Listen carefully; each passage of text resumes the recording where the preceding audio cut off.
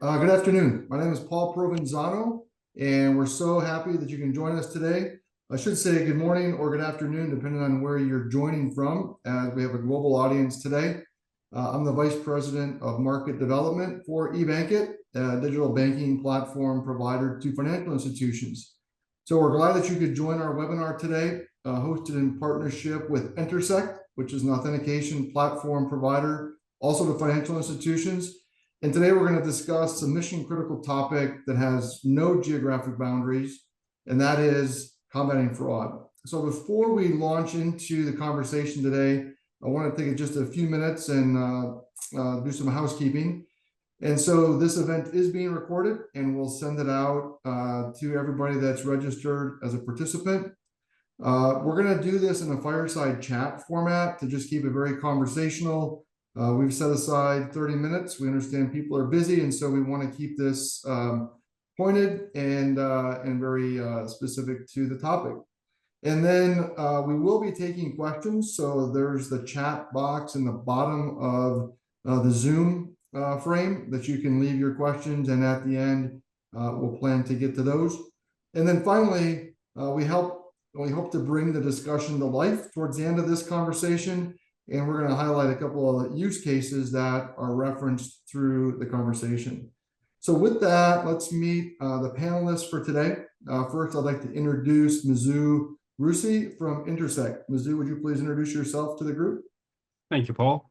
So name is Mzu. I am the VP of Product Development for authentication products at Entersekt. As Paul mentioned, we're a financial authentication company that helps financial institutions fight against modern fraud and legacy fraud techniques that fraudsters still use to try and take over users' accounts. So looking forward to the conversation.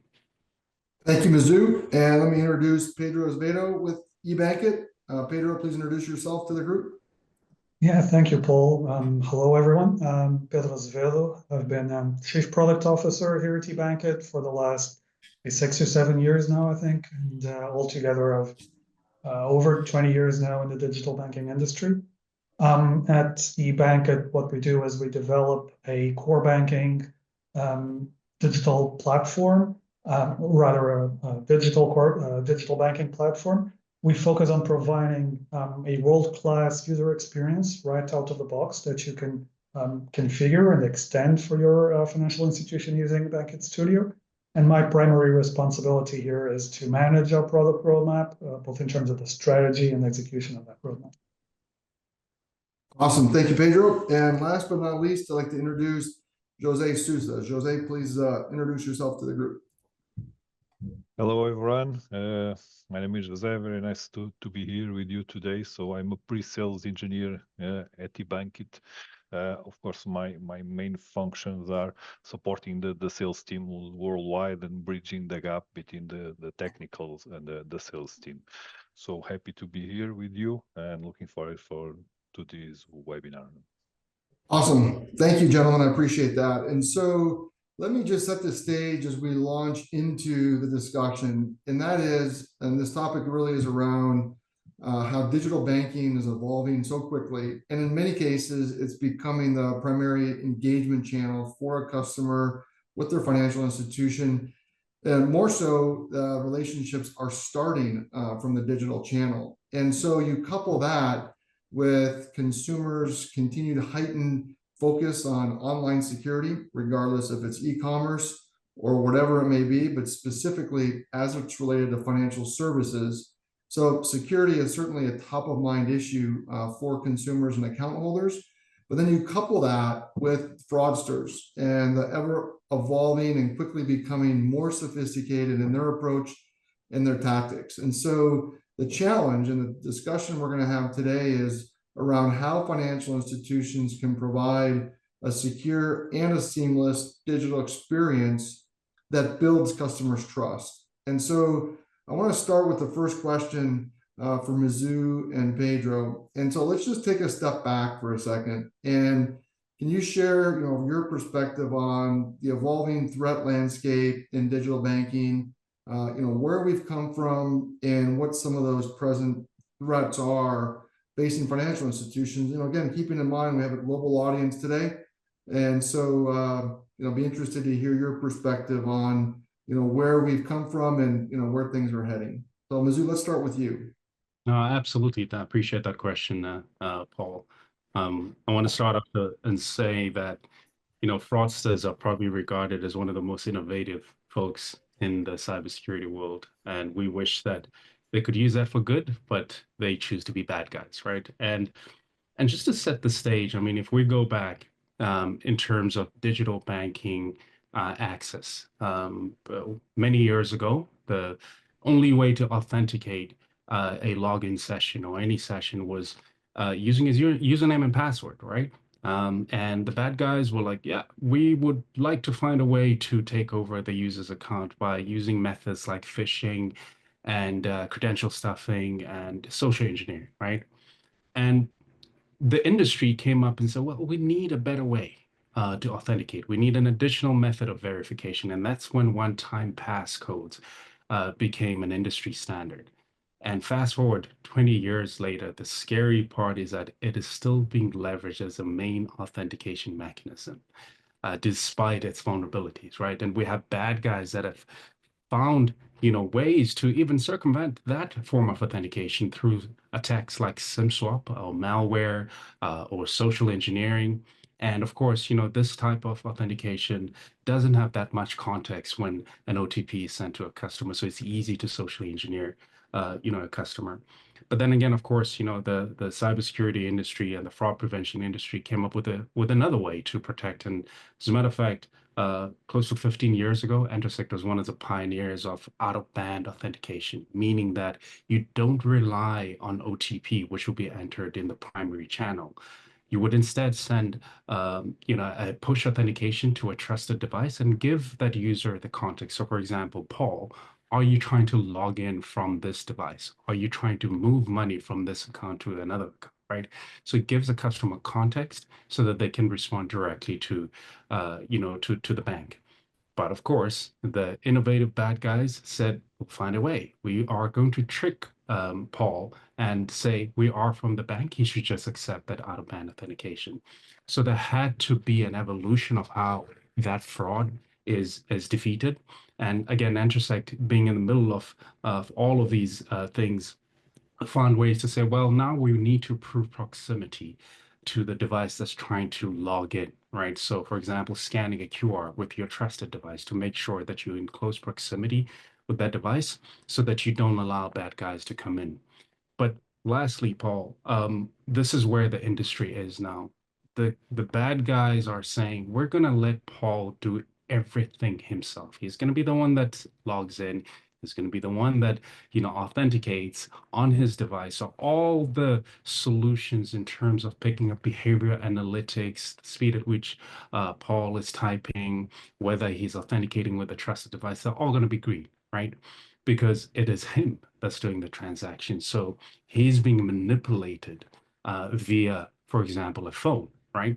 Could there be a signal that says, hey, is Paul on a phone and this account that is adding, as a new payee account to transfer money? Is this account, associated with fraud, right? So, and this is exactly where Entersekt is innovating, and we're super keen to share some of the innovation that we've come up with to protect our customers. That's awesome. Appreciate that, Mizzou.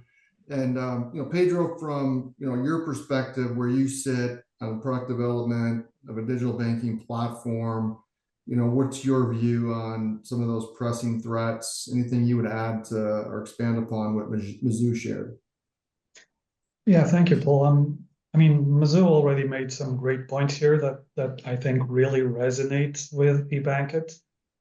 Because as a digital banking platform, we get to see firsthand how these fraud challenges can significantly impact user trust and user engagement. And today, I mean, financial institutions really must offer this outstanding digital banking experience while navigating all the complexities of fraud risks and regulatory requirements. And I saw the other day that cyber attacks are estimated to have more than doubled since the pandemic, and that the losses from those incidents have more than quadrupled over the last 8 or so years. And we know there are multiple threats contributing to those numbers, ranging from those simple phishing malware and account takeover attacks to payer manipulation, like Mizzou mentioned. And to make matters worse, we also know that banks don't operate in a silo, right? They have to deal with regulations like PSD2, open banking frameworks, global security mandates that continuously influence every strategic decision that they make. And these regulations are designed to protect customers, but they're also adding layers of complexity to the banking operations. And what's more, beyond just the financial and regulatory risks, there's the financial institution's brand image that is also constantly at stake here. Yeah. And trust, I think, Paul, is such a huge part of a customer's relationship with their bank. And a single security breach can really erode years of trust and greatly damage the bank's reputation. So banks must find a frictionless way to enhance the security of everyday operations without compromising user experience. And it's a delicate balance. But with the right strategies, with the right technologies, I believe we can protect customers while providing the seamless experience that they expect. Yeah, I mean, that's a great point, Pedro, and I think it really lends itself to kind of the next topic, and that is, there is a trade-off between security and user experience. And so, I'm interested to hear from you gentlemen your perspective on how a financial institution can ensure strong security while maintaining that frictionless or elegant customer experience that reinforces trust. So, Mizzou, what are your thoughts on that? Because certainly you could lock systems down, you could add cumbersome steps from a verification standpoint, but what's your perspective on that striking that right balance? Yeah, definitely, Paul. It's unfortunate that, when people hear security or fraud prevention, the first thing that comes to mind is friction. And it doesn't really have to be like that, right? It depends on the solution that you have in place, right? And the provider that you use to fight against, fraud. For example, at Entersekt, we have this concept of a trusted device ecosystem. So essentially, this allows the user to say, these are the devices that I want to trust, right? To log in or do sensitive operations on my account, right? And from our side, we're saying, yes, we will enable you to trust that device, but trust is not a one-time decision, right? It must be continuously assessed and reinforced. So, for example, a trusted device, it doesn't necessarily mean that you have unrestricted access to everything, even high-risk interactions. Rather, there needs to be that ongoing, verification. For instance, so let's say, going back to Paul as an example again, Paul has got a computer at home, or even he uses his mobile device. And every single time he logs in, we could authenticate and say, is it you? Is it you? But if we look at the contextual signals and behavioral analysis, we can enable frictionless login. We can say, hey, Paul, welcome back, right? Rather than saying, oh, we've sent an out-of-band message. We need you to scan this QR, right? But of course, when there needs to be a high-risk interactions, let's say, for example, a password reset, or it is a money movement, activity, then there needs to be additional verification depending on the risk, because as mentioned earlier, Paul could have been, socially engineered, and we've seen.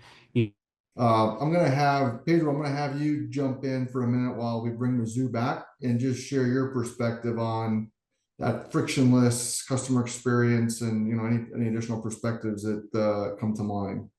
Yeah, hopefully it will be a quick recovery from Mizzou there, but I can pretty much pick up on what you were saying, and I think ensuring this strong security without degrading the digital experience really is a balancing act, like you and Mizzou were saying. Customers today are going to expect this fast and intuitive banking experience, and every added step in authentication can impact engagement, especially with increasing demands of not just digital natives, but I guess virtually everyone else. So like Mzu was saying, being able to contextually know that it is you based on trusted devices and on building this trust over time is really important to Yeah. reduce this friction. And we've all seen cases where increased security measures can lead to higher friction, which then in turn leads Right. customers finding ways of sidestepping those measures just to make their own lives easier, right? And if you think about older methods like password rotation policies or security questions, they typically lead to frustration, and this leads to poor practices among the users. Yeah. Or if you think about generic messages and walls of text that users keep seeing, and they soon learn to just barely scan their content instead of actually reading. So anything that's not focused and context aware is likely to fail. So the Right. key, I think, the key is building security into the digital experience rather than bolting it on as an afterthought. And this means that you'll be integrating the security measures seamlessly into the user journey. And we at eBank would like to develop this native front end that exposes security features in a way that just feels fully integrated to the user. And this ensures that you might Yeah. have all the technical complexity in the world in terms of the security, the underlying security, but then the user experience still remains simple and intuitive. So by embedding security into the core of our digital solutions, we can protect our customers without compromising the experience that they expect. So think of Right. security as not just a feature, but a critical part of the digital banking experience. Yeah, and it sounds like, giving the account holder, the customer, some control of that also reinforces the impact that, fraud prevention can have, both proactively from the financial institution standpoint, but also from, the controls the customer can have. So I think what we'll do is let's take a minute, and I think you and Mizzou have shared some really nice examples, foundations of what is important in strong fraud controls, as well as trying to balance a nice seamless customer experience. So let's transition into a quick demo of the use of some couple of use cases, so that helps reinforce what we've been talking about relative to a nice, elegant experience. So I think Jose is bringing up an example, and so I'll turn it to Jose to just highlight a couple of those use cases. We can see the screen, Jose.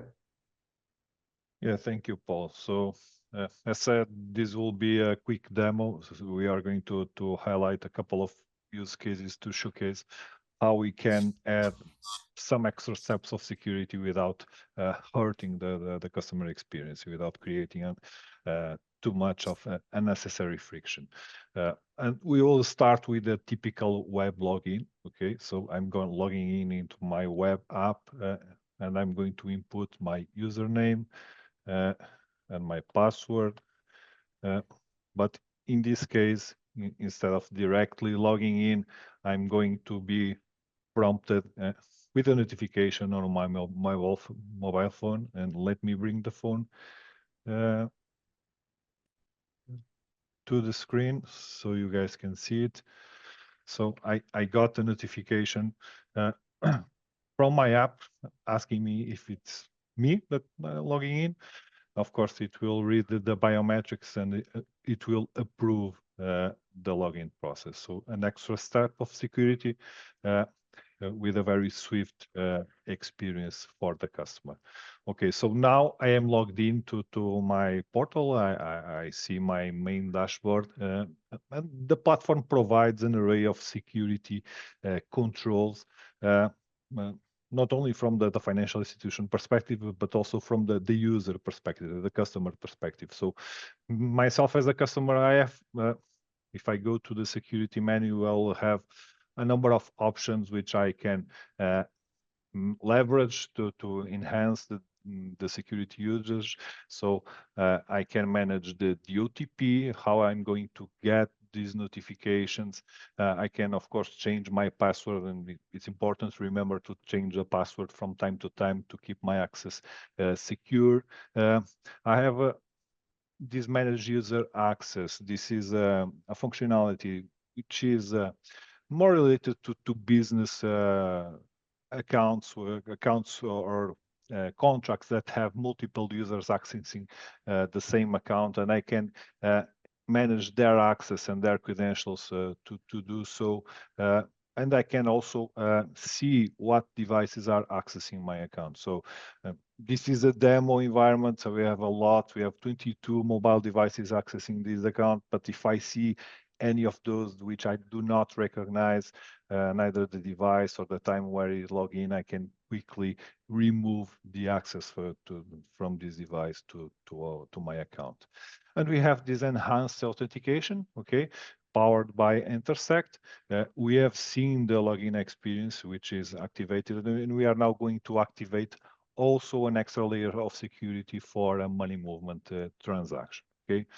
And we are going to showcase this and also take the opportunity to showcase one of the ebankIT's unique features. So if I go back to my side menu, we will see that you have these switch profile options. This means that with my login, I have access not only to my retail accounts, but also to other relationships that I have with these financial institutions. So I have my own small business, my own consulting business, which accounts, of course, I manage. I'm also the CFO of these Iron Gate holdings, and I have some entitlements to move money around and to do some stuff within this contract. And let's switch to this contract, and it's as simple as clicking on this icon. So now we are seeing I'm still logging as myself, but I'm looking at this corporate contract. So this corporate group is a group of multiple companies with multiple accounts being listed in here. And you can notice that the experience changed. So the UI changed, the functionalities available in here also change. So we can provide a different experience depending on the customer segment that is accessing this account. And this can be used not only for business or corporate profiles, but for example, for youth access. We could create personalized experience for this kind of access. And of course, security matters in here as well. And let's take a look of how this is integrated in terms of a money movement transaction. So I'm going to execute this transfer to my own accounts. I'm going to select one of the accounts from these groups. Let me select maybe a payroll account. One of these is fine. And this is just an example transaction, inputting some data in here. So I have all the data inputted, and I have a confirmation screen. After I continue this confirmation screen, again, I will be prompted on my device with the new notification, okay? And let me bring the notification screens. Here I have it. So I have the details of this transaction. I can accept or reject it. In this case, I will accept it. And now I got my approval to execute this money movement. And yeah, and this is done. So this concludes the demo for today and illustrating how we can create a banking experience that is both secure and user-friendly at the same time. Back to you, Paul. Awesome. Thank you, Jose. Thanks for taking us through that and those couple of the use cases. And so we've got, just a few minutes left. We want to be respectful of people's time. And so, what I'd like to ask is both Pedro and Mizzou to offer the group, before we get to any questions, perhaps just a concluding thought on, what would be, a key takeaway that you would want people to walk away from this call with, or this discussion with, around fraud management, security, and user experience. Mizzou will ask you to provide your perspective on that first. Thank you, Paul. Apologies to folks on this call. I lost power. Those No, no worries. perhaps it was the bad guys trying to put me Yeah, out of touch. In any case, thank you, Paul. I appreciate it. Look, I mean, from our side, I think the key takeaways here is that there's no one solution. That's a silver bullet. And the way that we do integration and partnerships with digital banking platforms like ebankIT is that we're trying to innovate, right? But we also understand where our FIs, what is your demographic, what are your users' preference in terms of fraud prevention and channel access, et cetera. So we're continuously watching the fraud landscape, and we want to be ahead and make sure that we protect you as an FI without having to worry. We give you a peace of mind effectively. perfect. Thank you, Mizzou. Pedro, how about you? What would be a key takeaway thought that you want people to walk away from? Well, as you know, Paul, at the ebankIT, our mission here is to provide a best-in-class digital banking experience to meet the needs of both the banks and their customers. And by customers, I mean all customers, from consumer to small business to commercial. Everyone should be able to access the same banking platform, find the same level of user experience without having to manage different credentials and multiple apps and disparate functionality. And of course, they should then find the same level of security and a consistent experience and also a consistently frictionless experience in that regard with security. And so ebankIT is focused on continuous innovation and ensuring that we are aligned with industry-leading partners in that regard. And Entersekt being, of course, a prime example of this full alignment with our frictionless approach to authentication. So I would say, as a conclusion, that the challenges that banks face today in this area continue to increase both in volume and in complexity. And this should be tackled by embedding security into your solution from day one, as I mentioned before, so that you don't sacrifice either regulatory requirements or security or user experience. And this leads me to what I was saying before. There is this growing need for collaboration between banking platforms, security providers, and financial institutions, and strategic partnerships such as what we've been showing here today in this webinar can really accelerate innovation. They can optimize results. And so by working together, we can achieve these more comprehensive security solutions to address these complex threats that the industry faces. So I think by following this strategy, banks can prepare for the future. They can become more resilient. They can be innovative, and they can remain trusted by their customers. Awesome. Thank you, Pedro. And as a reminder, please feel free to enter any questions in the chat. We do have a question that I'll bring to the group. And so, Jose, you had shared an example of how an internal transfer could initiate a authentication prompt. So the question is, first of all, assuming the ebankIT platform supports, multiple types of external payment methods, how configurable is the system to support, rules based on a number of different parameters? And then the second part of that question would be is how would it Entersekt integrate to that? So I'll kind of leave it to both. Pedro, maybe I'll start with you from a ebankIT platform standpoint, and then Mizzou to chime in on the Entersekt piece of it. Yeah, for sure, Paul. I mean, we at ebankIT, we support all kinds of various kinds, I should say, of money movement. This is from intrabank to interbank transfers to bill payments to peer-to-peer payments like Zelle and Interac and others.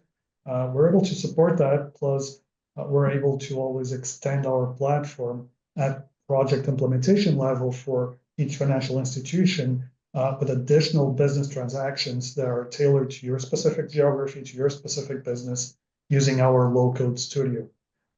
So absolutely, and then integrations such as what we've been showing here today with Entersekt can really take the overall solution to another level. I guess over to Mizzou if you can add more insights on the security aspect for this type of authentication. Yeah, and I think the demo that Jose showed is that there shouldn't be a focus on front door login because that's what fraudsters rely on, right? They want you to just approve that login and then they can go and do high risk interactions. As Jose, demonstrated, if it is an external transfer or an ACH or any interaction that has been deemed as high risk, Entersekt will be there, right? So the integration that we have with ebankIT is that when ebankIT platform says, hey, there is an opportunity here for a high risk interaction, we require, some additional verification. That's when we will take over understanding, whether the device is trusted or not and how we should authenticate the customer. So following the customer across the user journey and implementing those strategies, whether to frictionlessly approve the transaction or do additional verification. So it's very flexible from a config perspective. Awesome. Awesome. Well, there's no other questions that have come in.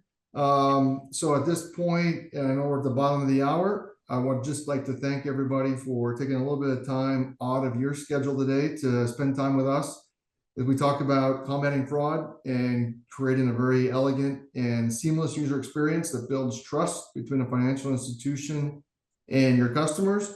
As I mentioned at the beginning, we'll follow up and send this out along with contacts within each organization should additional questions come to mind. But with that, thank you again for joining and have a great rest of your day.